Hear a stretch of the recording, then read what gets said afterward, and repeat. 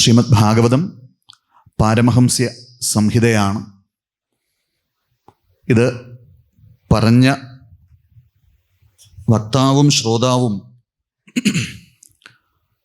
ഉത്തമനായ വക്താവ് ശ്രീ ശുകബ്രഹ്മ മഹർഷി, അതുപോലെ തന്നെ ഉത്തമനായ ശ്രോതാവ് പരീക്ഷിത്ത് മഹാരാജാവ്. ആ പരീക്ഷിത്ത് മഹാരാജാവ് ഗംഗാതീരത്തിൽ പ്രായോപവേശം ചെയ്ത് അങ്ങനെ ഇരിക്കുന്ന അദ്ദേഹത്തിൻ്റെ മുന്നിലാണ് ഈ തത്വങ്ങളൊക്കെ ശുകബ്രഹ്മ മഹർഷി പറഞ്ഞു കൊടുക്കുന്നത്. ശ്രീമദ് ഭാഗവതം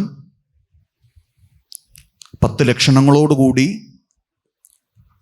18,000 ശ്ലോകങ്ങൾ, 12 സ്കന്ധങ്ങൾ, 335 അധ്യായങ്ങൾ, അങ്ങനെയുള്ള അതിബൃഹത്തായ ഒരു ഗ്രന്ഥമാണ്, മഹാപുരാണമാണ്. അതുകൊണ്ട് തന്നെ അതിന് 10 ലക്ഷണമാണ് ഉള്ളത്.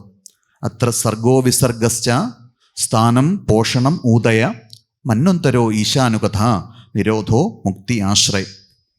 ചതുർത്ഥ സ്കന്ധം വരുമ്പോഴത്തേക്ക് വിസർഗം എന്ന് പറയുന്ന ലക്ഷണമാണ്. അതൊക്കെ വളരെ ഇന്നത്തെ പ്രഭാഷണങ്ങളൊക്കെ ഏറ്റവും ഗംഭീരമായ രീതിയിലാണ് ഞാൻ എല്ലാം ഇരുന്ന് ശ്രവിച്ചുകൊണ്ടിരിക്കുകയായിരുന്നു. അപ്പോൾ അതുകൊണ്ട് ഭാഗവത്തെപ്പറ്റി നല്ലൊരു ധാരണ ഇവിടുത്തെ ഭക്തജനങ്ങൾക്കുണ്ടാകും. ചതുർത്ഥ സ്കന്ധത്തിൽ ഇപ്പം സ്വാമിജി പൃഥുഭഗവാന്റെ അവതാരം പറയുകയുണ്ടായി. ധ്രുവ ചരിതം വളരെ ഭംഗിയായി ഇവിടെ പറയുകയുണ്ടായി. ആ പൃഥു മഹാരാജാവിൻ്റെ വംശത്തിലാണ് ഇവിടെ പുരഞ്ജനൻ ചരിതം പറയുന്നത്. പ്രാചീന ബർഹിസ് എന്ന് പറയുന്ന കർമ്മഠനായ ഒരു രാജാവ്, അദ്ദേഹത്തിൻ്റെ ആ ചരിതം പറഞ്ഞു കൊടുക്കാൻ വേണ്ടി പൃഥു മഹാരാജാവിൻ്റെ ആ വംശാവലി നമ്മളൊന്ന് നോക്കിക്കഴിഞ്ഞാൽ അദ്ദേഹം ഭഗവാന്റെ തന്നെ അവതാരമായിരുന്നു. 22 അവതാരങ്ങളിൽ ഒന്നാണ് പൃഥുവിൻ്റെ അവതാരം എന്ന് പറയുന്നത്. അദ്ദേഹത്തിൻ്റെ പരമ്പരയിൽ ജനിച്ച പ്രാചീന ബർഹിസ് ആയതുകൊണ്ട് തന്നെ അധ്യാത്മ ബീജം അദ്ദേഹത്തിൻ്റെ ഉള്ളിലുണ്ട്. പൃഥുവിൻ്റെ പുത്രനായി ജനിച്ച രാജാവാണ് അന്തർധാനൻ. അദ്ദേഹം ജനങ്ങളിൽ നിന്നും നികുതി സ്വീകരിക്കുക, അതോടൊപ്പം തന്നെ ജനങ്ങളെ ഇപ്പം ഭരണാധികാരിയായിരിക്കുമ്പോൾ പലർക്ക് നേടെയും നടപടിയൊക്കെ എടുക്കേണ്ടതായിട്ട് വരും. അതൊക്കെ ദുഃഖകരമായ കാര്യമായതുകൊണ്ട് അദ്ദേഹം അതൊക്കെ ഉപേക്ഷിച്ച് പരിവ്രജനം ചെയ്ത് അദ്ദേഹം തൻ്റെ സഹോദരന്മാരെ രാജ്യഭാരം ഏൽപ്പിച്ചു എന്നാണ് പറയുക. അദ്ദേഹത്തിൻ്റെ പുത്രനാണ് ഹവിർധാനൻ. ഹവിർധാനൻ്റെ മകനായിട്ടാണ്, ഹവിർധാനൻ്റെ പുത്രനായി ജനിച്ചതുകൊണ്ട് ഹാവിർധാനി എന്ന പേരും പ്രാചീന ബർഹിസിനുണ്ട്. അദ്ദേഹം ജീവിതത്തിൽ നമുക്കറിയാം, നമ്മളുടെയൊക്കെ ഒരു പ്രതീകമായിട്ടാണ് ഒരു പ്രാചീന ബർഹിസിനെ ഭാഗവത്തിൽ അവതരിപ്പിച്ചിരിക്കുന്നത്. കർമ്മം ചെയ്തുകൊണ്ടേയിരിക്കുക. അനവധി കർമ്മങ്ങൾ പ്രാചീന ബർഹിസും അനുഷ്ഠിച്ചിരിക്കുന്നു. അദ്ദേഹത്തിൻ്റെ ജീവിതം നോക്കിക്കഴിഞ്ഞാൽ അദ്ദേഹത്തിന് 10 പുത്രന്മാരാണുള്ളത്. ആ 10 പുത്രന്മാരും ഏകദേശം ഒരേ ചിന്താ ജീവിത പദ്ധതി നടത്തി വന്നതുകൊണ്ട് അവർക്ക് 10 പേർക്കും കൂടെ ചേർത്ത് പ്രാചീന ബർഹിസ് എന്നാണ് വിളിച്ചത്. അവരെ ഈശ്വരീയമായ കർമ്മങ്ങൾക്ക് വേണ്ടി പ്രാചീന ബർഹിസ് അയക്കുകയുണ്ടായി. അങ്ങനെ അച്ഛൻ്റെ നിർദ്ദേശമനുസരിച്ച് ഭഗവത് പൂജ ചെയ്യുന്നതിന് വേണ്ടി അവർ പോയി, യോഗ്യമായൊരു സ്ഥലം അന്വേഷിച്ച് പോയി. അങ്ങനെയാണ് ആ ഒരു ദിവ്യമായ ഗാനം ശ്രവിച്ചു എന്നാണ് പറയുക. തത്ര ഗാന്ധർവം ആകർണ്യ. അങ്ങനെ ഭഗവാന്റെ ആ ദിവ്യമായ കീർത്തനം ശ്രദ്ധിച്ചപ്പോഴാണ് അവിടെ അവരെ അനുഗ്രഹിക്കാനായിട്ട് സാക്ഷാൽ മഹാദേവൻ സന്നിഹിതനായിരിക്കുന്നത്. അങ്ങനെ ഏതൊരു ജീവനാണോ ഈശ്വരനെ അന്വേഷിച്ച് പുറപ്പെടുന്നത്, അവരെപ്പോഴും ശരിയായ വഴിക്ക് നയിക്കുവാൻ വേണ്ടി എപ്പോഴും ഒരു ഗുരു ഉണ്ടാവും. എന്തായാലും ഭഗവാൻ സാക്ഷാൽ മഹാദേവൻ പ്രചേതസ്സുകൾക്ക് രുദ്രഗീതം എന്ന ആ കീർത്തനം, ഭഗവാന്റെ മഹിമയെ വാഴ്ത്തുന്ന രുദ്രഗീതം അവരെ ചൊല്ലി കേൾപ്പിച്ചു. എന്നിട്ട് ആ രുദ്രഗീതം ശ്രവിച്ചുകൊണ്ട് പ്രചേതസ്സുകൾ ഒരു 10,000 സംവത്സരക്കാലം അവർ രുദ്രതീർത്ഥക്കരയിൽ അങ്ങനെ ആ പൊയ്കയിൽ മുങ്ങി കിടന്നുകൊണ്ട് ഭഗവാനെ സ്തുതിച്ചു എന്നാണ്. അതോടുകൂടി ഈശ്വരീയമായ കർമ്മമാണ് അനുഷ്ഠിക്കുന്നത്. മക്കൾ സത്യവും ധർമ്മവും പരിപാലിച്ചുകൊണ്ട് ഈശ്വരീയമായ ജീവിതം നയിച്ചു. ഇനി അച്ഛനെയും കൂടെ ഒന്ന് അനുഗ്രഹിക്കണം. അതുകൊണ്ട് എന്ത് ചെയ്തു? സാക്ഷാൽ ശ്രീനാരദ മഹർഷിയെ പ്രാചീന ബർഹിസിൻ്റെ കൊട്ടാരത്തിലേക്ക് പറഞ്ഞയക്കുകയാണ്. അതാണ് ഭഗവാന്റെ കാരുണ്യം എന്ന് പറയുന്നത്. ഈ രുദ്രതീർത്ഥം നമുക്ക് ഗുരുവായൂർ പോയാൽ കാണാൻ സാധിക്കും. പ്രചേതസ്സുകൾ ഭഗവാനെ തപസ് ചെയ്ത ആ രുദ്രതീർത്ഥം ആ ഗുരുവായൂരപ്പൻ്റെ ആ വടക്കേ നടയിൽ നമുക്ക് ഇന്നും പോയാൽ ദർശിക്കാൻ സാധിക്കും. അങ്ങനെ പ്രാചീന ബർഗസിൻ്റെ കൊട്ടാരത്തിലേക്ക് ശ്രീനാരദ മഹർഷി എത്തുകയാണ്. നോക്കിയപ്പോൾ ധാരാളം ചമതകളും കുശപ്പുല്ലുകളും ഒക്കെ അങ്ങനെ കൂട്ടിയിട്ടിരിക്കുന്നു. അതോടുകൂടി നാരദ ബ്രഹ്മർഷി ചോദിച്ചു, എന്താണ് രാജാവേ ഈ കാണുന്നത്? ഇപ്പോൾ പറഞ്ഞു, യാഗങ്ങളും യജ്ഞങ്ങളും ചെയ്യുന്നതിന് വേണ്ടിയിട്ടാണ്. കുറേ അധികം യാഗങ്ങൾ ചെയ്തല്ലോ, ഒരു 10-15 യാഗമൊക്കെ ചെയ്ത് കാണുമല്ലേ? 10-15 എന്ന് പറഞ്ഞാൽ അപ്പോൾ ഉടനെ പ്രാചീന ബർഗീസ് പറയുന്നത്, ഞാൻ കിഴക്കോട്ട് ദർഭവിരിച്ച് ആസ്ത്രിതം, അതായത് ഭൂമി മുഴുവൻ വസുധാതലം, ഭൂമി മുഴുവൻ അദ്ദേഹം ദർഭവിരിച്ചു എന്നാണ് ഭാഗവത്തിൽ അതിശോക്തിയായിട്ട് പറഞ്ഞിരിക്കുകയാണെങ്കിൽ പോലും, എന്ന് പറഞ്ഞാൽ ജീവിതത്തിൽ ഉടനീളം അദ്ദേഹത്തിന് എന്താണ് കർമ്മം എന്ന് പറയുന്നത്? രാവിലെ ഉണർന്നെണീറ്റ് കഴിഞ്ഞാൽ യാഗങ്ങളും യജ്ഞങ്ങളും അനുഷ്ഠിക്കുക. അപ്പം എന്താണ് ഈ യാഗങ്ങളും യജ്ഞങ്ങളിലൂടെ അങ്ങ് ലക്ഷ്യം വയ്ക്കുന്നത്? പറഞ്ഞു, സ്വർഗം കിട്ടും. ഈ യാഗങ്ങളും യജ്ഞങ്ങളും ഒക്കെ ചെയ്തു കഴിഞ്ഞാൽ നമ്മുടെ മനുഷ്യ മനസ്സ് ആ പരമമായ ആ സുഖം, ശാന്തി അതൊക്കെ സ്വർഗത്തിലുണ്ട്. ആ സ്വർഗസുഖം അനുഭവിക്കാൻ സാധിക്കും. അപ്പോൾ ഉടനെ ശ്രീനാരദ മഹർഷി പറഞ്ഞു, സ്വർഗത്തിൽ പോയാലല്ലേ സുഖമൊക്കെ അനുഭവിക്കേണ്ടതായിട്ട് പറ്റൂ, അങ്ങ് നോക്കൂ, എന്നെ സ്പർശിച്ചു ഒന്ന് നോക്കൂ എന്ന് പറഞ്ഞതിന് ശേഷം അദ്ദേഹം ആ യോഗശക്തി കൊണ്ട് പ്രാചീന ബർഗസിനെ അദ്ദേഹത്തിൻ്റെ ആ കർമ്മങ്ങളിൽ, യാഗങ്ങളിലും യജ്ഞങ്ങളിലും അദ്ദേഹം ആലപനം ചെയ്തിരിക്കുന്ന ആ ജീവജാലങ്ങളെല്ലാവരും അങ്ങനെ എന്ത് ചെയ്യാണ്? കൂർത്തുമൂർത്ത കൊമ്പും നഖങ്ങളുമായി പ്രാചീന ബർഹിസ് മരിച്ച് സ്വർഗത്തിലേക്ക് പ്രവേശിക്കുന്ന ആ ദ്വാരത്തിൽ അവരങ്ങ് നിൽക്കുകയാണ്. എന്തിനാണ്? അദ്ദേഹത്തിൻ്റെ സൂക്ഷ്മ ശരീരത്തെ പിച്ചി ചീന്തി അദ്ദേഹത്തെ ശരിയാക്കുന്നതിന് വേണ്ടിയിട്ട്. അതോടുകൂടി അദ്ദേഹത്തിന് ഭയമായി.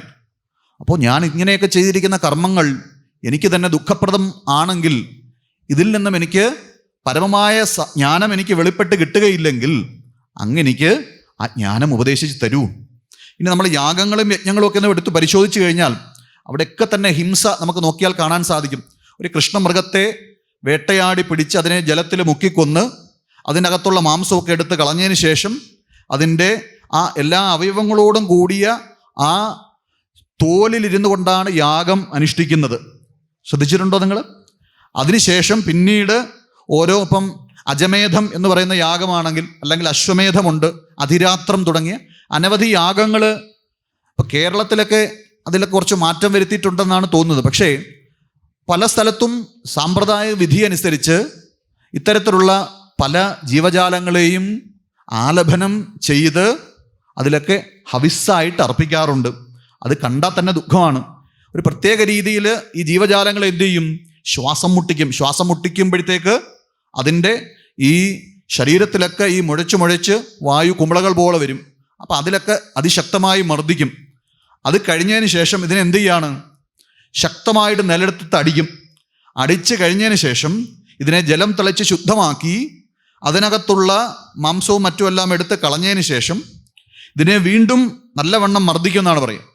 അപ്പം ചക്കയുടെ പൂഞ്ഞു പോലെ ഒരു പ്രത്യേക രീതിയിലുള്ള ഒരു മുളഞ്ഞ എന്നൊക്കെ പറയും, ഇവിടെ എന്താ പറയുന്നറിയില്ല. അങ്ങനെ അതെല്ലാം കൂടെ എടുത്ത് പ്ലാശുൻ ചമതയിൽ ചുറ്റി അതിനെ വപാഹോമം എന്ന് പറയുന്നത് യാഗത്തിലെ വളരെ പ്രധാനപ്പെട്ട ഒരു ചടങ്ങാണ്. ഇനി അതിരാത്രം തുടങ്ങിയ യാഗങ്ങളിലേക്ക് വരുമ്പോഴത്തേക്ക്, അശ്വമേധം തുടങ്ങിയ യാഗങ്ങളിലൊക്കെ നമുക്ക് നോക്കിയാൽ എത്രയോ ജീവജാലങ്ങളെ അഗ്നിയിൽ ഹവിസ്സായിട്ട് സമർപ്പിക്കുകയാണ്. എന്ന് ആലോചിച്ച് നോക്കൂ, എന്തിനു വേണ്ടിയിട്ടാണ്? നമുക്ക് സ്വർഗം കിട്ടുന്നതിന് വേണ്ടി സാധു ജീവജാലങ്ങളെ ഭഗവാൻ ഗീതയിൽ പറഞ്ഞിരിക്കുന്നത് എന്താണ്? പത്രം പുഷ്പം ഫലം തോയം യോമേ ഭക്തിയാ പ്രയച്ഛതി. ഈശ്വരനെ സന്തോഷിപ്പിക്കാൻ ഒരു പൂവോ ഒരു തുള്ളി ജലമോ ഒരു കായോ ഒരു ഇലയോ ഒക്കെ കൂടെ സമർപ്പിച്ചാൽ മതി. അതുകൊണ്ട് ഭഗവാൻ തൃപ്തനാണ്. അപ്പം ഉന്നതമായ ആ ഒരു ആനന്ദം ലഭിക്കുമെന്ന് തെറ്റിദ്ധരിച്ചുകൊണ്ട് ഇത്തരത്തിലുള്ള യാഗങ്ങളിലും യജ്ഞങ്ങളിലും അനവധി എന്ത് ചെയ്യാണ്? നിരുപദ്രവകാരികളായിട്ടുള്ള ജീവജാലങ്ങളെ, അവയൊക്കെ ദ്രോഹിക്കുന്ന പല കർമ്മങ്ങളും കണ്ട് അത് ചെയ്തിട്ട് അതിൽ നിന്നൊന്നും പരമമായ ജ്ഞാനം മനസ്സിലാക്കാത്ത പ്രാചീന ബർഹിസിന് ആ ജ്ഞാനം ഉപദേശിക്കുന്നതിന് വേണ്ടിയിട്ടാണ് ആരവിടെ എത്തിച്ചേർന്നിരിക്കുന്നത്? ശ്രീനാരദ മഹർഷി. അതോടുകൂടി ശ്രീനാരദ മഹർഷി അവിടെത്തി ശ്രീനാരദ മഹർഷിയുടെ ഇനി ഉപദേശം അങ്ങോട്ട് ആരംഭിക്കാൻ പോവുകയാണ്. അവിടെ അദ്ദേഹം എന്നോ ജീവിച്ചിരുന്ന ഒരു രാജാവിൻ്റെ കഥയെന്നോണമാണ് പ്രാചീന ബർഹിസിന് ഒരു കഥ, ഒരു നോവൽ പോലെ ഒരു കഥ അങ്ങോട്ട് പറഞ്ഞു കൊടുക്കാൻ പോവുകയാണ്. അത് നല്ല ഒന്നാം തരം നാരദ മഹർഷിയുടെ ഉത്തമമായ ശ്രേഷ്ഠമായ ഒരു ആഖ്യാനമായിട്ട് നമുക്ക് മനസ്സിലാക്കാൻ സാധിക്കും. അതിനെയാണ് പുരഞ്ജന ചരിതമെന്ന് പറയുന്നത്. അത് ഉപനിഷത്ത് മന്ത്രത്തിനെ വ്യാഖ്യാനിച്ചിരിക്കുകയാണ്. മുണ്ടക ഉപനിഷത്ത്, നമുക്ക് ദശോപനിഷത്തുകൾ വളരെയധികം പ്രധാനപ്പെട്ടയാണ്. ദശോപനിഷത്തുകളും ബ്രഹ്മസൂത്രവും ഭഗവത്ഗീതയും പ്രസ്ഥാനത്രയങ്ങൾ അധ്യാത്മയാത്രയിൽ പോകുന്ന ഏതൊരു സാധകനും അഭ്യസിക്കേണ്ടതാണ്. അപ്പം അതിൽ മുണ്ടക ഉപനിഷത്തിൽ 3-ാം മുണ്ടകത്തിൽ 1-ാം ഖണ്ഡത്തിൽ വരുന്ന ഒരു ശ്ലോകമുണ്ട്. അതിപ്രകാരമാണ്. ആ ശ്ലോകത്തെയാണ് പുരഞ്ജന ചരിതമായിട്ട് ശ്രീമദ് ഭാഗവതത്തിൽ വ്യാഖ്യാനിച്ചിരിക്കുന്നത്. എന്താണ് ആ ശ്ലോകം ജസ്റ്റ് ഒന്ന് ശ്രദ്ധിക്കുക. ദ്വാ സുപർണ സയുജ സഖായ. സയുജ എന്ന് പറഞ്ഞാൽ എല്ലായ്പ്പോഴും ഒരുമിച്ച് ചേർന്നിരിക്കുന്നവർ. സഖായ എന്ന് പറഞ്ഞാൽ അവർ രണ്ടുപേരും എന്താണ്? സഖാക്കളാണ്, കൂട്ടുകാരാണ്. ദ്വാ സുപർണ സയുജ സഖായ സമാനം വൃക്ഷം പരിഷ്യസ്വജാതേ. ഒരേ വൃക്ഷത്തിൽ തന്നെയാണ് ഇവർ രണ്ടുപേരും ഇരിക്കുന്നത്. ആരൊക്കെയാണ്? 2 പക്ഷികൾ സഖാക്കളാണ്. ആ 2 പക്ഷികളും ഒരേ വൃക്ഷത്തെ തന്നെ ആശ്രയിച്ചിരിക്കുന്നു.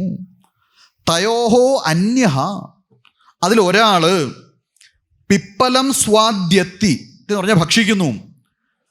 അനശ്നന്യോ അഭിചാകശീതി. ഒരു വൃക്ഷത്തിൽ 2 പക്ഷികൾ ഇരിക്കുന്നു. അതിൽ ഒരു പക്ഷി ആ വൃക്ഷത്തിലെ സ്വാദുള്ള ഫലം അങ്ങനെ ആർത്തിയോടുകൂടി അങ്ങനെ ഭക്ഷിക്കുകയാണ്. മറ്റേ പക്ഷി യാതൊന്നും ഭക്ഷിക്കാതെ എന്ത് ചെയ്യാണ്? അഭിചാകശീതി, താഴത്തെ പക്ഷി അങ്ങനെ നോക്കിക്കൊണ്ട് കാത്തോണ്ടിരിക്കുന്നു എന്നാണ് പറയുക. ഇനി അടുത്ത മന്ത്രം എന്താണ്? സമാനേ വൃക്ഷേ പുരുഷോ നിമഗ്നോ അനീശയാ ശോചതി മുഹ്യമാനഃ. അപ്പൊ ഈ ഭൗതിക വിഷയങ്ങളിൽ ആസക്തനായ ഈ പിപ്പലഫലം ഭക്ഷിച്ചാൽ തനിക്ക് സുഖം കിട്ടുമെന്ന് തെറ്റിദ്ധരിച്ച ഈ പക്ഷി എന്ത് ചെയ്യാണ്? അനീശയാ ശോചതി. പിപ്പലം ഭക്ഷിക്കുന്നുണ്ടെങ്കിലും ദുഃഖമൊട്ടൊഴിയുന്നില്ല. എപ്പോഴും സദാ ദുഃഖിച്ച് കൊണ്ടേയിരിക്കുന്നു. ഭൗതിക സുഖങ്ങളൊക്കെ അനുഭവിക്കുന്നെങ്കിലും തന്നെ എന്ത് വിട്ടുപിരിയുന്നില്ല? ദുഃഖം വിട്ടുപിരിയുന്നില്ല. അപ്പൊ എന്താണ് സംഭവിച്ചത്? ജുഷ്ടം യഥാ പശ്യത്യ അന്യമീശം. ആരോ പറഞ്ഞു, ഒന്ന് നോക്കൂ, നീ ഇരിക്കുന്ന ഇതേ വൃക്ഷത്തിൽ മറ്റൊരാളും കൂടി ഇരിപ്പുണ്ട്, അങ്ങോട്ടൊന്ന് നോക്കൂ. അന്ന് പറയുന്നതോടുകൂടി എന്ത് ചെയ്തു? താൻ ഇരുന്നിടത്ത് നിന്ന് ഒന്ന് മുകളിലേക്ക് നോക്കിയപ്പോൾ തന്നെ കാത്തോണ്ട് തൻ്റെ എല്ലാ പ്രശ്നങ്ങൾക്കും പരിഹാരം കാണിച്ചു തന്ന് തന്നെ സദാ സംരക്ഷിക്കുന്ന മറ്റൊരാളെ കൂടെ ആ വൃക്ഷത്തിൽ കണ്ടു. അതോടുകൂടി അസ്യ മഹിമാനം ഇതി വീതശോക, അദ്ദേഹത്തിൻ്റെ മഹിമയെ ഉത്തമന്മാരായ മഹാത്മാക്കളിൽ നിന്നും മനസ്സിലാക്കിയതോടുകൂടി വീതശോക, എല്ലാ ദുഃഖവും വിട്ടുപോയി. ഈ ഒരു ഉപനിഷത്ത് മന്ത്രം, അതായത് മുണ്ടക ഉപനിഷത്തിലെ ഈ ഉപനിഷത്ത് മന്ത്രമാണ് ഒരു പ്രത്യേക കഥയായിട്ട് പുരഞ്ജനൻ എന്ന ഒരു രാജാവിൻ്റെ ചരിതമായിട്ട് ആര് പറഞ്ഞു കൊടുക്കുന്നത്? ശ്രീനാരദ മഹർഷി ആർക്ക് പറഞ്ഞു കൊടുക്കുന്നത്? പ്രാചീന ബർഹിസ് എന്ന് പറയുന്ന പൃഥുവിൻ്റെ പരമ്പരയിൽപ്പെട്ട കർമ്മഠനായിരിക്കുന്ന രാജാവിന് പറഞ്ഞു കൊടുക്കുന്നത്. ഈ പ്രാചീന ബർഹിസ് എന്ന് പറയുന്നത് നിരന്തരം കർമ്മങ്ങളിൽ വ്യാപൃതമായി അതിൽ നിന്നൊന്നും മനസ്സിന് സ്വസ്ഥതയില്ലാത്ത യാഗങ്ങൾ യജ്ഞങ്ങളോ ഒക്കെ അനുഷ്ഠിച്ച് സ്വർഗം കാത്തിരിക്കുന്ന നമ്മൾ ഓരോരുത്തരും തന്നെയാണ് പ്രാചീന ബർഹിസ്. അപ്പോൾ ഒരു നാരദ ബ്രഹ്മർഷിയുടെ സാന്നിധ്യവും ഉപദേശവും നമ്മൾക്കും ആവശ്യമുണ്ട്. അപ്പം അങ്ങനെ നമ്മൾ അതിനെ മനസ്സിലാക്കിയെങ്കിൽ മാത്രമേ ഈ പുരഞ്ജന ചരിതം നമുക്ക് പ്രയോജനപ്പെടുകയുള്ളൂ. ഇനി നോക്കൂ, ഇനി എങ്ങനെയാണ് ഇനി ശ്രീമദ് ഭാഗവതം എടുത്തു. ചതുർത്ഥ സ്കന്ധത്തിൽ ഏതാണ് 25 മുതൽ 29 വരെയുള്ള അധ്യായങ്ങളിലാണ് ഈ പുരഞ്ജന ചരിതം ശ്രീനാരദ മഹർഷി ആർക്ക് ഉപദേശിക്കുന്നത്? പ്രാചീന ബർഹിസിന് ഉപദേശിക്കുന്നത്. ഇനി ശ്രദ്ധിക്കേണ്ട ഒരു കാര്യം, ഇനി പുരഞ്ജനൻ എന്ന് പറയുന്നത് ആരാണ്? അനവധി, പുരം എന്ന് പറഞ്ഞാൽ നവദ്വാരേ പുരേ ദേഹി. ഒരു രാജാവുണ്ടായിരുന്നു. ആ രാജാവിൻ്റെ കഥയാണ് പറയുന്നത്. അദ്ദേഹത്തിൻ്റെ പേരാണ് പുരംജനൻ. എന്ന് പറഞ്ഞാൽ അനവധി ശരീരങ്ങളെ ജനിപ്പിച്ച് ആ ശരീരങ്ങളിലൊക്കെ ജീവിച്ച് ആ ശരീരം ഉപേക്ഷിച്ച് ജനിച്ചും മരിച്ചും ഇരിക്കുന്ന ആരാണ്? ജീവന്റെ പ്രതീകമായിട്ടാണ് പുരഞ്ജനൻ എന്ന് പറയുന്ന രാജാവിൻ്റെ കഥ ഇവിടെ പറയുന്നത്. അദ്ദേഹം എന്ത് ചെയ്യുന്നതാണ്? അദ്ദേഹം അനവധി പുരങ്ങൾ അദ്ദേഹം അന്വേഷിച്ച് നടന്നു എന്നാണ് പറയുക. പല പല പുരങ്ങളും പല പല കൊട്ടാരം പല പല ഡിസൈനുകളിലുള്ള പല പല പ്ലാനുകളിലുള്ള നാലുകാലുള്ള കൊട്ടാരങ്ങളിൽ താമസിച്ചിട്ടുണ്ട്, പറന്നു പോകുന്ന കൊട്ടാരങ്ങളിൽ താമസിച്ചിട്ടുണ്ട്, അങ്ങനെ ഇഴഞ്ഞു പോകുന്ന കൊട്ടാരങ്ങളിൽ താമസിച്ചിട്ടുണ്ട്. കുറേ കാലം അതിനകത്ത് താമസിച്ചും അത് കഴിയും എന്ത് ചെയ്യും? അതിനെ എടുത്ത് ദൂരെ കളയും.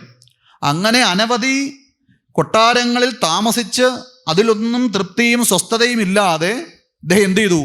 അവസാനം അങ്ങനെ ഒരു പുതിയ കൊട്ടാരം തനിക്ക് വസിക്കാൻ കുറച്ചുകൂടെ ശ്രേഷ്ഠമായ ഒരു സ്ഥാനം എവിടെയെന്ന് മനസ്സ് അങ്ങനെ അന്വേഷിച്ചിരിക്കുമ്പോഴാണ് ഹിമവാന്റെ തെക്കേ ഭാഗത്തായിട്ട് ഒരു ഗംഭീരമായ ഒരു പുരം അദ്ദേഹം ദർശിക്കുന്നത്. എന്ന് പറഞ്ഞാൽ ഹിമവാന്റെ തെക്കേ ഭാഗം എന്ന് പറയുന്നത് ഈ ഭാരതഭൂമി തന്നെയാണ്. അവിടെ 2 കാലുള്ള ഒരു പുരം ദർശിച്ചു.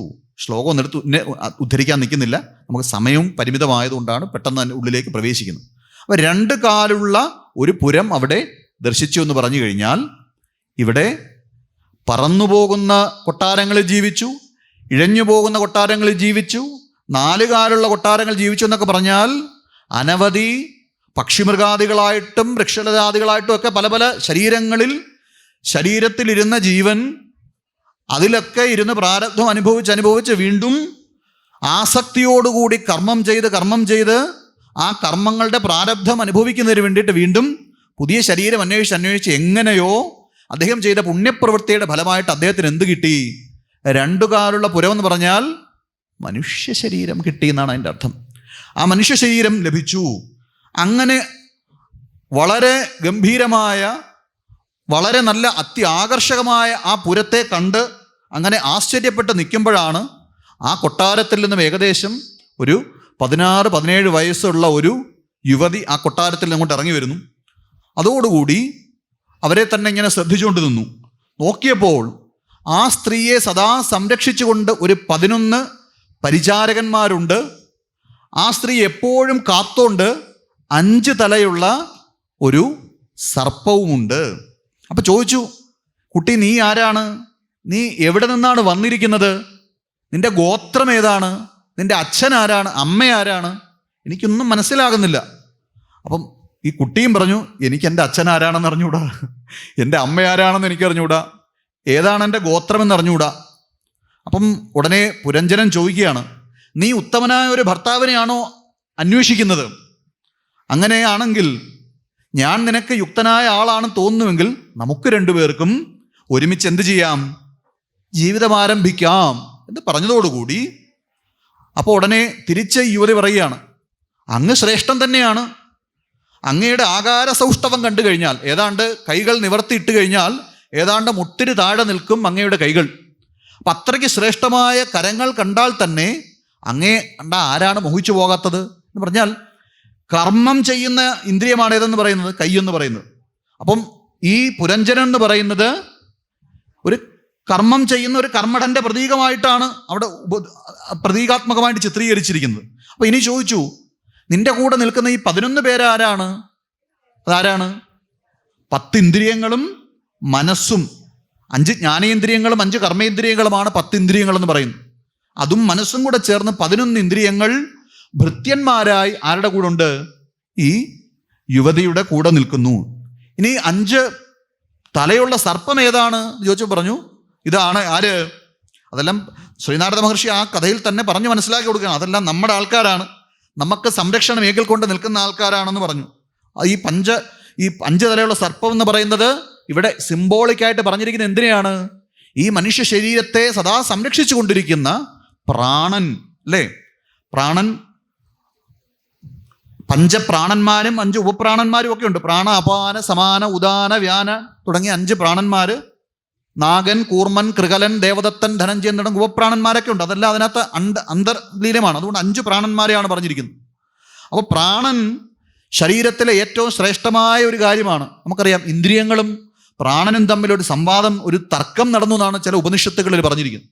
അപ്പോൾ അവിടെ ഓരോ ഇന്ദ്രിയങ്ങളും പറഞ്ഞു ഞാൻ തന്നെയാണ് കേമൻ, കണ്ണ് പറഞ്ഞു ഞാനാണ് കേമൻ, മൂക്ക് പറഞ്ഞു ഞാനാണ് കേമൻ. അങ്ങനെ ഓരോ ഇന്ദ്രിയങ്ങളും കേമന്മാരാണെന്ന് പറഞ്ഞു. ഇവരെല്ലാം ഏകദേശം 1-2 മാസത്തേക്ക് ലീവ് എടുത്തിട്ട് തിരിച്ചു വരുമ്പം ശരീരത്തിന് യാതൊരു കുഴപ്പമില്ല. കണ്ണ് കുറച്ചു കാലം പ്രവർത്തിച്ചില്ല, ശരീരം യാതൊരു കുഴപ്പമില്ലായിരിക്കുന്നു. കുറച്ച് കഴിയുമ്പോൾ ചെവി കുറേ കാലം ലീവ് എടുത്തുകൊണ്ട് പോയി, യാതൊരു കുഴപ്പമില്ല. അത് കഴിഞ്ഞിട്ട് മൂക്ക് പ്രവർത്തിക്കുന്നില്ല, ഈ ശരീരം അതുപോലെ ഇരിക്കുന്നുണ്ട്. അപ്പോൾ ഇന്ദ്രിയങ്ങളെല്ലാം പ്രവർത്തിക്കാതിരുന്നപ്പോഴും ശരീരത്തിന് കുഴപ്പമില്ല. അപ്പോൾ ഉടനെ പ്രാണൻ പറഞ്ഞു ഇനി ഞാനൊരു 6 മാസക്കാലം ലീവ് എടുത്തിട്ട് വരട്ടെ. പ്രാണൻ ഏതാണ്ട് ഈ കഴുത്തിൻ്റെ അവിടെ ഒരു എത്തിയപ്പോഴത്തേക്ക് ഇന്ദ്രിയങ്ങൾ പിടയ്ക്കാൻ തുടങ്ങി. അപ്പോൾ അവർ പറഞ്ഞു നിങ്ങൾ തന്നെയാണ് ശ്രേഷ്ഠനായ വ്യക്തി. അപ്പോൾ 5 ജ്ഞാനേന്ദ്രിയങ്ങളും 5 കർമ്മേന്ദ്രിയങ്ങളും മനസ്സും ചേർന്ന് 11 ഇന്ദ്രിയങ്ങളും 5 പ്രാണന്മാരും ചേർന്ന് സദാസമയവും ആര് സംരക്ഷിക്കപ്പെട്ടുകൊണ്ടിരിക്കുന്നു? ഈ പുരഞ്ജനി. പുരഞ്ജനൻ കണ്ടുപിടിച്ച ഉത്തമയായ ഭാര്യയെ നമുക്ക് എന്ത് വിളിക്കാം? പുരഞ്ജനി എന്ന് വിളിക്കാം. ഈ പുരഞ്ജനി എന്ന് പറയുന്ന സ്ത്രീ എന്ന് പറയുന്നത്, പുരഞ്ജനൻ ജീവനാണെങ്കിൽ പുരഞ്ജനി എന്ന് പറയുന്നത് ആരാണ്? നമ്മുടെ ഉള്ളിലുള്ള ബുദ്ധിയാണ്. ആ ബുദ്ധിയും ജീവനും കൂടെ ചേരുമ്പോഴാണ് പ്രാരബ്ധ കർമ്മങ്ങൾ നമ്മൾ എന്ത് ചെയ്യുന്നത്? അനുഭവിച്ചങ്ങോട്ട് തുടങ്ങുന്നത്. ഈ 2 കാലുള്ള കൊട്ടാരത്തെ എന്തായിട്ട് ചിത്രീകരിച്ചിരിക്കുന്നത്? മനുഷ്യ ശരീരം. അങ്ങനെ മനുഷ്യ ശരീരം സ്വീകരിക്കുമ്പോഴാണ് മറ്റ് ജീവജാലങ്ങളിലും വ്യത്യസ്തമായി നമുക്ക് തിങ്കിങ് ക്വാളിറ്റി, വേർതിരിച്ചറിയുവാനുള്ള കഴിവ് മൃഗങ്ങൾക്കുണ്ട്. അവർക്ക് യാന്ത്രികമായിട്ട് ചില കഴിവുകൾ ഉണ്ടെങ്കിലും ഈ വകതിരിവ് എന്ന് പറയുന്നത് ഏറ്റവും കൂടുതൽ നിൽക്കുന്ന ആരിലാണ്? മനുഷ്യജന്മത്തിലാണ്. അപ്പം പുരഞ്ജനിയുമായ ജീവിതം നയിച്ചു എന്ന് പറഞ്ഞാൽ മനുഷ്യജന്മം കിട്ടി. ആ ജീവിതം അങ്ങോട്ട്, അപ്പം ജന്തുക്കളിൽ നിന്നും ശ്രേഷ്ഠമായ ഒരു ജീവിതം, ഒരു ഉത്തമമായ ഒരു ശരീരം കിട്ടി എന്ന് നമുക്ക് അതിനകത്തൂടെ മനസ്സിലാക്കാൻ സാധിക്കും. അങ്ങനെ ഇരിക്കുമ്പോഴാണ് ഇനി ആ ഗോപുരത്തെ വളരെ ഗംഭീരമായിട്ട് ശ്ലോകമെടുത്ത് ഭാഗവത്തിൽ വളരെ ഭംഗിയായിട്ട് വർണ്ണിക്കുന്നുണ്ട്. അതിനകത്ത് 9 പ്രധാനപ്പെട്ട വാതിലുകളുണ്ട് എന്നാണ് പറയുക. നവദ്വാരേ പുരേ ദേഹി, 9 ദ്വാരങ്ങളോട് കൂടിയ ആ ഗംഭീരമായ കൊട്ടാരം. അതിൽ യഥേഷ്ടം തുറക്കാനും അടയ്ക്കാനും സാധിക്കുന്ന വാതിലുകളുണ്ട്. 2 വശങ്ങളിലേക്കും തുറന്നിരിക്കുന്ന വാതിലുകളുണ്ട്. എപ്പോഴും താഴോട്ട് മാട്ടം തുറന്നിരിക്കുന്ന 2 വാതിലുകളുണ്ട്. അപ്പോൾ എപ്പോഴും തുറക്കാനും അടയ്ക്കാനും പറ്റുന്ന 2 വാതിലുകളുള്ള വഴിയിലൂടെ അതിൽ ഇടത്തെ വാതിലിനെ പറയുന്ന പേര് ഖദ്യോതമെന്നും വലത്തെ വാതിലിനെ പറയുന്ന പേര് ആവിർമുഖി എന്നും പറയും. അതായത് 2 കണ്ണുകളാണ്. അതിലൂടെ ആരാണ് പുറത്തേക്ക് പോകുന്നത്? ഈ പുറത്തേക്ക് പോകുന്ന ആളാരാണ്? പുരഞ്ജനനാണ്. പുരഞ്ജനൻ പുറത്തേക്ക് പോയി എന്തു ചെയ്യും? പലതരത്തിലുള്ള കാഴ്ചകളെ ദർശിക്കും. ദ്യുമാൻ എന്ന് പറയുന്ന സുഹൃത്താണ് പുരഞ്ജനൻ അവിടെ കൂടെ ഉണ്ടാവുന്നത്.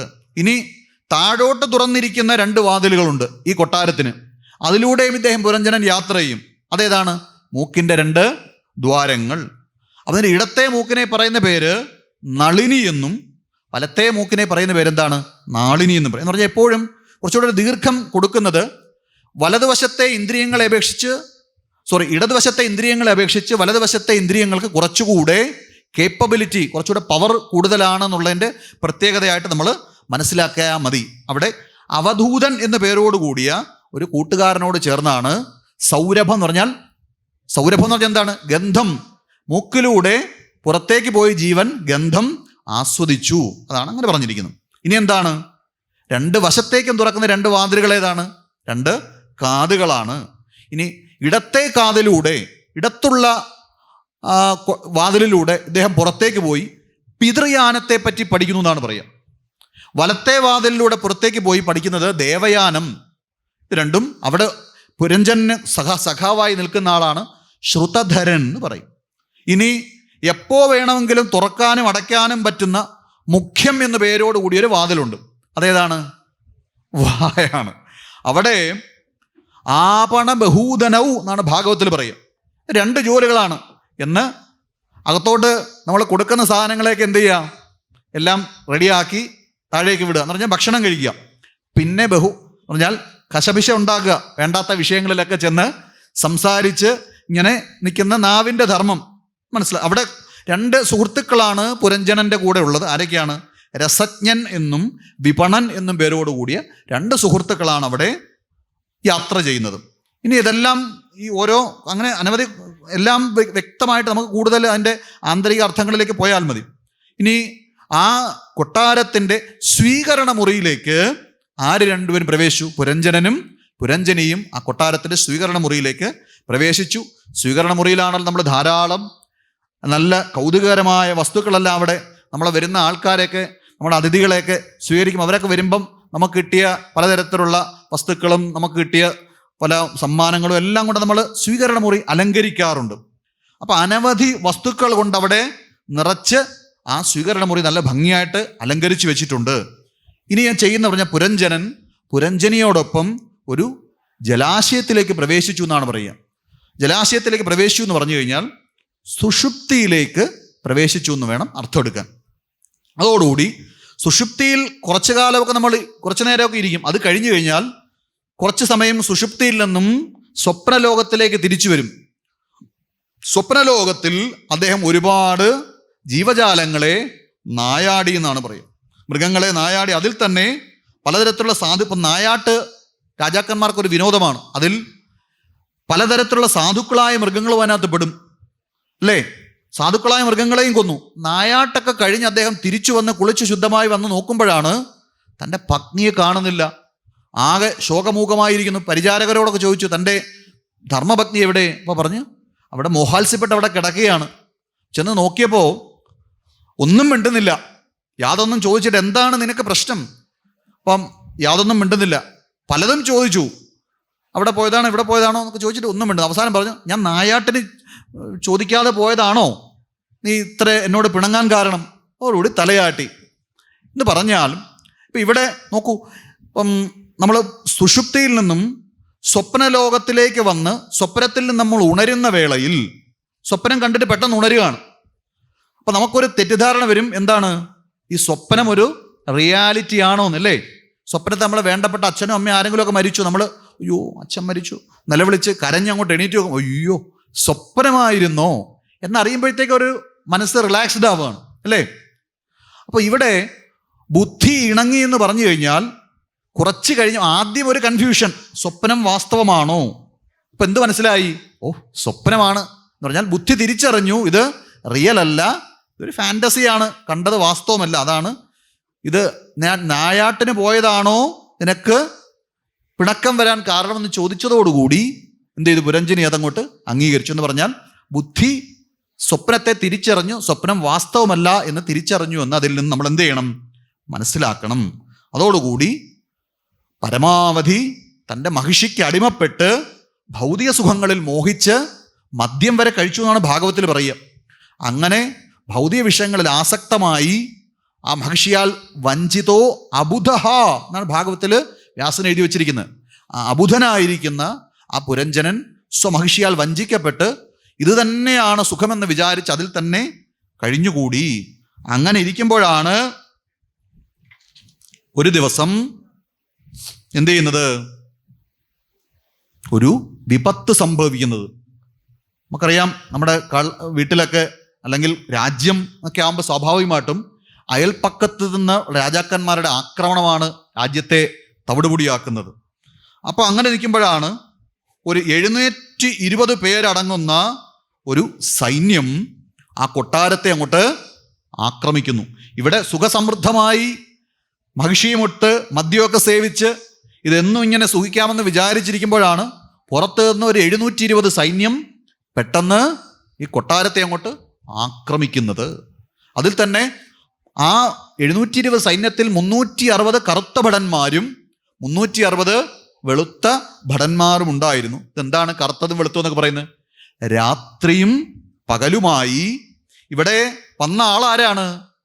720 സൈന്യത്തോടു കൂടി വന്ന ആളെ പറയുന്ന പേരാണ് ചണ്ഡവേഗൻ എന്ന് പറഞ്ഞാൽ സംവത്സരം, കാലം എന്ന് പറഞ്ഞാൽ ഈ ശരീരത്തിന് പലതരത്തിലുള്ള വയസ്സങ്ങോട്ട് കടന്നു പോകുമ്പോഴത്തേക്ക് അല്ലേ ബാല്യം കഴിഞ്ഞു, കൗമാരത്തിൽ യൗവനം, വാർദ്ധക്യത്തിലേക്ക് എത്തുമ്പോഴത്തേക്ക് ക്രമേണ ഈ കോട്ട എന്ത് ചെയ്യാണ്? തകരുകയാണ്. നമ്മൾ അറിയുന്നുണ്ടോ? ഇതിനകത്തേക്ക് ഓരോ വർഷവും ജനിച്ച ദിവസങ്ങൾ അങ്ങനെ ആവർത്തിച്ച് ഓരോ ബർത്ത്ഡേ നമ്മൾ ആഘോഷിക്കുമ്പോൾ, സ്വാമിജി പറഞ്ഞു ഇപ്പോൾ കുറച്ച് മുമ്പ്, നമ്മളങ്ങോട്ട് മുന്നോട്ട് പോകുമ്പോഴത്തേക്ക് നമ്മളുടെ ആയുസ് കുറഞ്ഞ് നമ്മൾ മരണത്തിനോട് അടുത്തുകൊണ്ടേയിരിക്കുകയാണ്. അപ്പം സംവത്സരം അഥവാ കാലചക്രത്തിൽപ്പെട്ട് പുരഞ്ജനന്റെ കൊട്ടാരത്തിന് എന്ത് നാശം സംഭവിച്ചു. അപ്പം വർഷം അതാണ് 360 കറുത്തവർ 360 വെളുത്തവർ എന്നൊക്കെ അതിനകത്ത് ദിവസത്തെയാണ് പറഞ്ഞിരിക്കുന്നത്. ഉപനിഷത്തിലൊക്കെ പറയും കാലോ ജഗത് ഭക്ഷക. കാലം എന്ന് പറയുന്നത് എല്ലാറ്റിനെയും ഭക്ഷിക്കുന്നതാണ്. സൂര്യനെയും ചന്ദ്രനെയും നക്ഷത്രങ്ങളെയും സകലതിനെയും ആര് ഭക്ഷിക്കും? മൃത്യുവിൻ്റെ മൃത്യുവായിട്ട് ആളുണ്ടോ എന്നൊക്കെ ചോദിക്കുന്ന ചില ഭാഗങ്ങളൊക്കെ നമുക്ക് ഉപനിഷത്തുകളിൽ കാണാൻ സാധിക്കും. എല്ലാറ്റിനെയും ഭക്ഷിക്കും. അങ്ങനെ എല്ലാറ്റിനെയും ഭക്ഷിക്കുന്ന മൃത്യു ആരെങ്കിലും ഭയക്കുന്നുണ്ടോ എന്ന് ചോദിക്കുമ്പോഴാണ് മൃത്യു ഭയക്കുന്ന ഒരാളുണ്ട്. അദ്ദേഹത്തിൻ്റെ മുന്നിൽ മൃത്യുവിന് ആചാര്യന്മാർ പറയുന്നത് എന്താണ്? ഒരു ഉപ്പേരി കഷ്ണത്തിൻ്റെ വില പോലെ ഉള്ളൂ. ഒരു സദ്യയിൽ നമ്മൾ അനവധി സാധനങ്ങൾ വിളമ്പുമ്പോൾ അവിടെ ഒരു ഉപ്പേരിയോ ഉപ്പിലിട്ടതോ വിളമ്പിയോ ഇല്ലയോ എന്ന് വിചാരിച്ച്, ഒരു കുറവ് വന്നു എന്ന് വിചാരിച്ച് ആരും ഒന്ന് ശ്രദ്ധിക്കാറില്ല. എന്ന് പറഞ്ഞാൽ ആ ജഗദീശ്വരൻ്റെ മുന്നിൽ മരണത്തിന് യാതൊരു സ്ഥാനവുമില്ല എന്ന് നമ്മൾ എന്ത് ചെയ്യണം? മനസ്സിലാക്കിക്കൊള്ളണം. അതോടുകൂടി എന്ത് ചെയ്യാണ്? പുരഞ്ജന കൊട്ടാരത്തിൽ ക്രമേണ കേടുകൾ പറ്റാൻ തുടങ്ങി. അതോടുകൂടി ക്രമേണ ഓരോന്നോരോന്ന് ക്ഷയിക്കാൻ തുടങ്ങി. എന്ത് ചെയ്തു? 11 ഭൃത്യന്മാർ ക്രമേണ പിൻവാങ്ങാൻ തുടങ്ങി. ഇന്ദ്രിയങ്ങളൊക്കെ വാർദ്ധക്യം ബാധിച്ചു കഴിയുമ്പോഴത്തേക്ക് ആദ്യം ഇന്ദ്രിയങ്ങളൊക്കെ എന്ത് ചെയ്യും?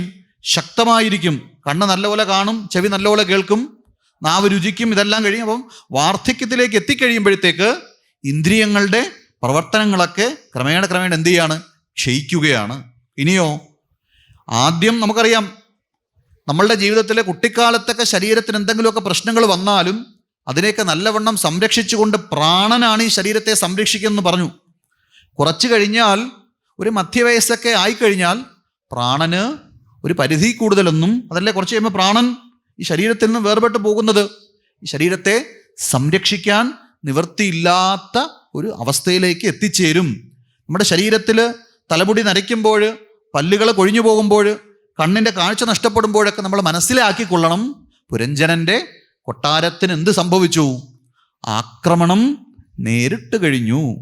അപ്പം അത് മനസ്സിലാക്കി വൈരാഗ്യം നമ്മൾ വരുത്തി ആ സത്യത്തോട് മനസ്സിനെ അടുപ്പിച്ചു കഴിഞ്ഞാൽ നമുക്ക് വിവേകമുണ്ടാകും. അതോടുകൂടി എന്ത് ചെയ്തു? തൻ്റെ കൺമുന്നിൽ താൻ കാത്തു സൂക്ഷിച്ചിരുന്ന, തനിക്ക് പ്രിയപ്പെട്ട തൻ്റെ ഭാര്യയും എല്ലാവരും നിൽക്കുന്ന, തൻ്റെ പരിചാരകന്മാരായിട്ട് നിൽക്കുന്ന എല്ലാവരുടെയും മുന്നിൽ അവർക്കൊന്നും ചെയ്യാൻ സാധിക്കാതെ തൻ്റെ ഈ കൊട്ടാരം തകർന്ന് തരിപ്പണമാകുന്നത് ആർക്ക് നോക്കിക്കണ്ട് നിൽക്കേണ്ടി വന്നു? പുരഞ്ജനന് നോക്കി നിൽക്കേണ്ടി വന്നു. അതോടുകൂടി അദ്ദേഹത്തിൻ്റെ ചിന്ത ആരായി? ഞാൻ മരിച്ചാൽ എൻ്റെ സഹധർമ്മിണിക്ക് ഇനി ആരാ ഉള്ളത്? അപ്പം മരണസമയത്ത് ആരെയെപ്പറ്റിയാണ് ചിന്തിക്കുന്നത്? പുരഞ്ജനിയെപ്പറ്റി തന്നെ ചിന്തിച്ചു. പുരഞ്ജനിയെപ്പറ്റി ചിന്തിച്ചത് കൊണ്ട് ഇനി അദ്ദേഹത്തിൻ്റെ ജന്മം ആരായിരിക്കും? ഒരു സ്ത്രീയെപ്പറ്റി ചിന്തിച്ചതുകൊണ്ട് ആരായിട്ട് ജനിക്കും? സ്ത്രീയുടെ ജന്മമായിരിക്കും.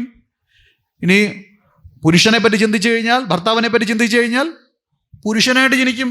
അതൊക്കെ ഒരു ആ കാലചക്രത്തിൽ ഇതൊക്കെ സംഭവിക്കുന്ന കാര്യങ്ങളാണ്. അതോടുകൂടി അദ്ദേഹം പിന്നീട് ജനിക്കുന്നത് വിദർഭ എന്ന് പറയുന്ന രാജ്യത്താണ് ജനിക്കുന്നത്. വിദർഭയിൽ ജനനം കിട്ടിയെന്ന് പറഞ്ഞാൽ തന്നെ ശ്രേഷ്ഠമായ ജന്മമാണ് അവിടെ കിട്ടിയിരിക്കുന്നത്.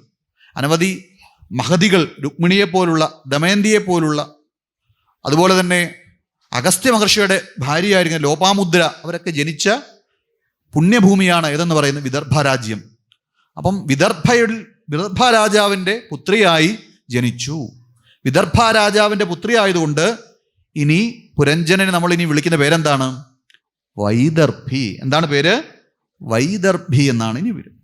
വൈദർഭി നല്ല ഉത്തമനായ ഒരു രാജാവിന്, അദ്ദേഹത്തിൻ്റെ പേരാണ് പാണ്ഡ്യരാജാവ്. ആ പാണ്ഡ്യരാജാവായിരിക്കുന്ന അദ്ദേഹത്തിൻ്റെ മലയധ്വജൻ എന്ന് പറയും, അദ്ദേഹത്തെ ഭർത്താവായി വരിച്ചു. അങ്ങനെ മലയധ്വജൻ നല്ല ഉത്തമനായ ഭർത്താവാണ്. അങ്ങനെ മലയധ്വജനും വൈദർഭിയും കൂടെ ആ ജീവിതം അങ്ങോട്ട് നയിക്കുമ്പോഴാണ് അവർക്ക് 7 മക്കൾ അവിടെ ജനിക്കുകയാണ്. അവർക്ക് ജനിച്ച 7 മക്കളാണ് ശ്രവണം, കീർത്തനം, സ്മരണം, പാദസേവനം, അർച്ചനം, പന്ത്യം, ദാസ്യം, 7. ഇനി സഖ്യവും ആത്മനിവേദനവും ഇനി വേറെ ഉപദേശം കിട്ടുമ്പോഴേ മറ്റേ 2 മക്കൾ ജനിക്കുകയുള്ളൂ. അങ്ങനെ 7 കുട്ടികൾ എന്ന് പറയുന്നത് സിംബോളിക്കായിട്ട് പറഞ്ഞിരിക്കുന്നത് ഭക്തിയുടെ 7 തലങ്ങളെ പറ്റിയിട്ടാണ്. അങ്ങനെ എന്ത് ചെയ്തു? താപസവൃത്തിയിലേക്ക് തൻ്റെ മക്കൾക്ക് ഈ കൊട്ടാരത്തിൻ്റെ ചുമതലകളൊക്കെ കൊടുത്തതിന് ശേഷം മലയധ്വജൻ താപസവൃത്തിയിലേക്ക് പോയി. അങ്ങനെ അദ്ദേഹം എന്ത് ചെയ്യാണ്? ആ ശരീരം ഉപേക്ഷിക്കുകയാണ്.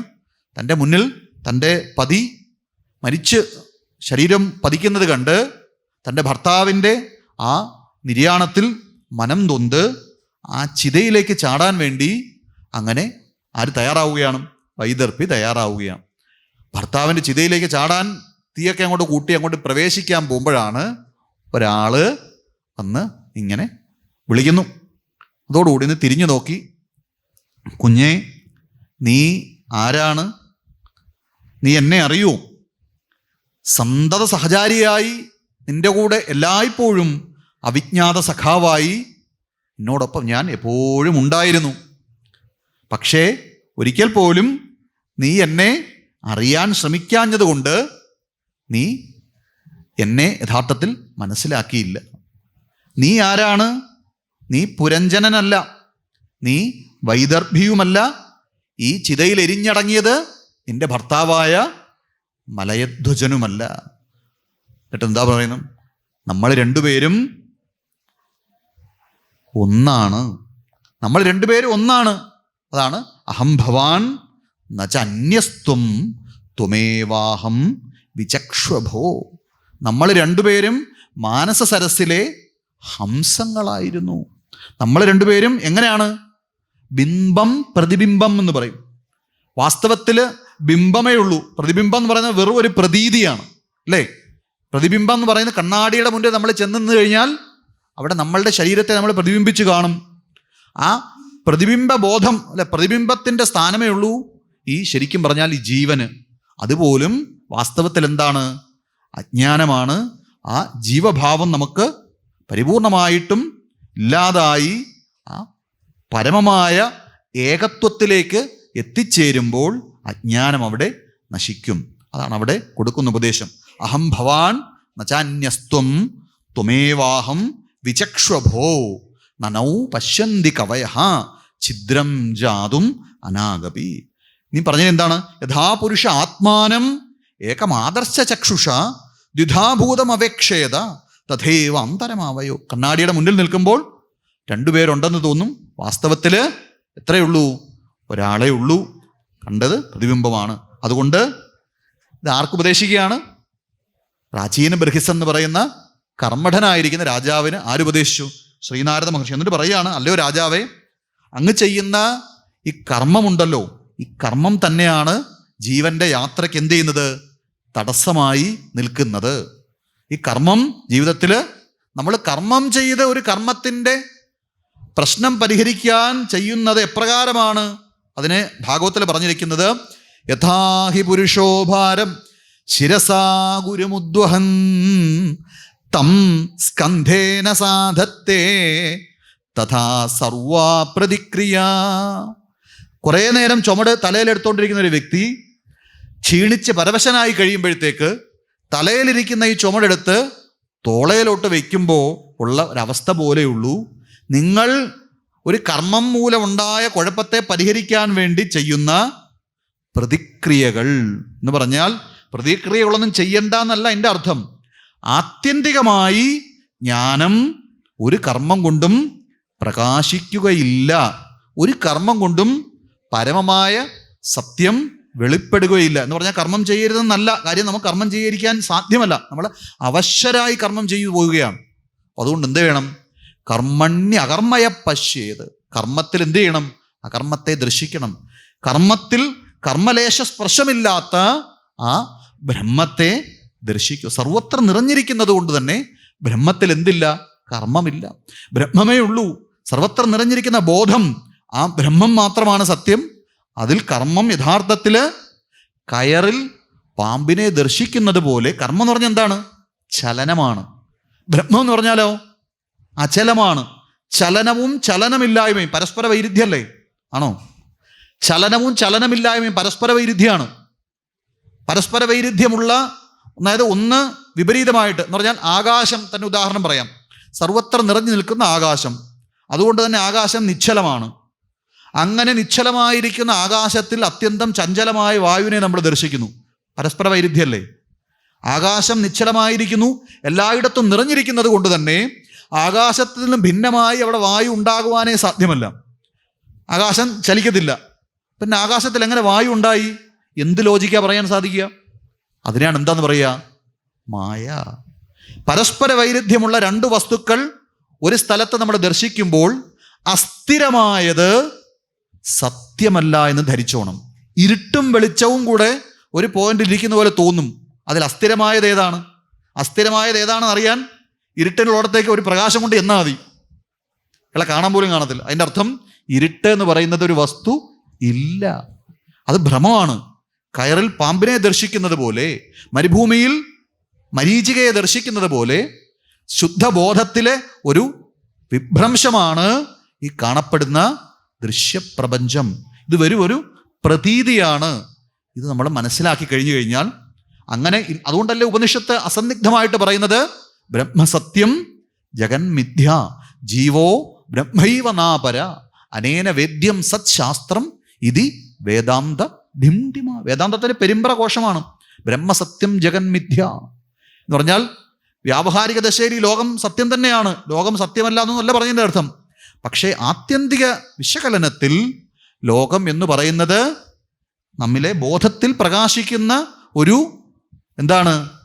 ഒരു തൽക്കാലത്തേക്ക് തോന്നുന്ന ഒരു ഭ്രമദൃശ്യമാണ് എന്ന് പറഞ്ഞാൽ നാമരൂപങ്ങളിൽ കാണപ്പെടുന്ന നാമരൂപങ്ങൾ വെറും ഭ്രമമാണ്.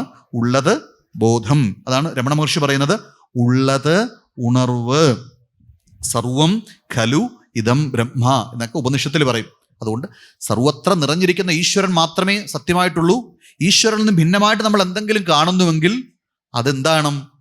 കാണുമ്പോഴും അത് ഇല്ലാത്തതാണെന്ന് പറയും. ഗീതയിൽ പറയും, അവ്യക്താദീനി ഭൂതാനി വ്യക്തമധ്യാനി ഭാരത അവ്യക്ത നിധനാന്യേവ തത്രകാ പരിദേവനം. ആദിയിലും ഇല്ല, അവസാനത്തിലും ഇല്ല. ഇടയ്ക്ക് കുറച്ചു നേരം ഉള്ളതുപോലെ തോന്നുന്നു, മധ്യത്തിൽ ഉള്ളതുപോലെ തോന്നുന്നുവെങ്കിൽ അത് ഉള്ളത് കാണുമ്പോഴും ഇല്ല എന്ന് മനസ്സിലാക്കിക്കോണം. മനസ്സിലായോ? അതാണ് നമ്മളുടെ ഈ ഒരു തത്വത്തിൽ നിന്ന്, നമ്മൾ പുരഞ്ജന ചരിതത്തിൽ നിന്നും മനസ്സിലാക്കാനുള്ളത്. ഇത്രയും നേരം ഭഗവാന്റെ ദിവ്യമായ ചരിതങ്ങൾ പറയുവാൻ സാധിച്ചത് ഈശ്വരൻ്റെ അനുഗ്രഹമാണ്.